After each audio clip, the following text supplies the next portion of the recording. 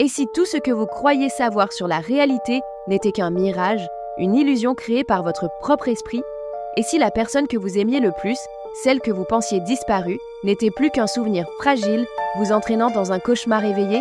David Miller se tenait sur le pont du ferry, le vent glacé fouettant son visage. Les vagues frappaient la coque avec fracas et les nuages bas étouffaient l'horizon. Chaque souffle de vent lui rappelait Lisa et leur fils, et son cœur battait à tout rompre. « Thomas !» murmura-t-il. Thomas Reed, son partenaire, le regardait silencieux. « Tu restes silencieux depuis le départ. »« Je réfléchis, » répondit Thomas calmement. « À quoi ? À ce qui nous attend, là-bas. »« Ce qui m'attend, c'est Lisa.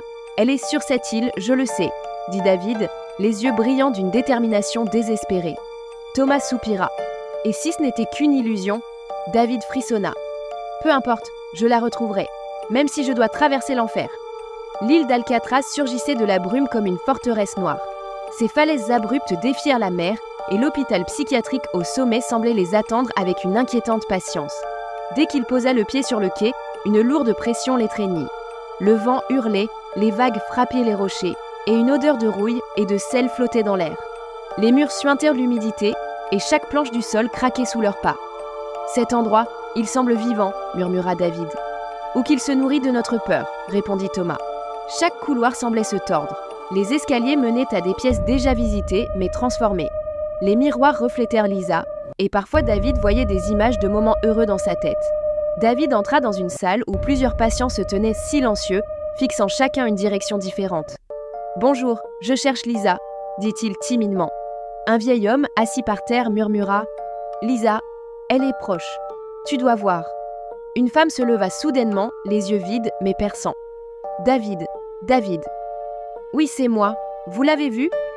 Elle est là, mais tu dois chercher dans ton cœur. » Un adolescent assis dans un coin chuchota « Vous pouvez courir, mais elle revient toujours, dans vos souvenirs. » Dans la salle des archives, David trouva un dossier marqué « Lisa Miller ». Mais ce qu'il lut ne lui révéla rien de tragique. Les notes parlèrent de son état, de ses peurs et de son amour pour lui. Alors il commença à se souvenir de moments heureux.